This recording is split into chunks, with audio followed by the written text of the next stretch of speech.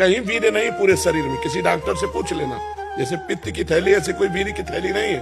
वो रक्त को गर्म करके तत्काल वीर्य बनाती है। जैसे वात्सल्य से भर करके गाय के खून से दुग्ध बनता है। बछड़ा ना हुआ हो फिर दूध निकालो थन से, भला हमें बताओ कि 5 लीटर निकला, उसी रक्त से बनता है दूध। ऐसे ही मनुष्य के शरीर में एक नाड़ी है, मनोवाह नाड़ी।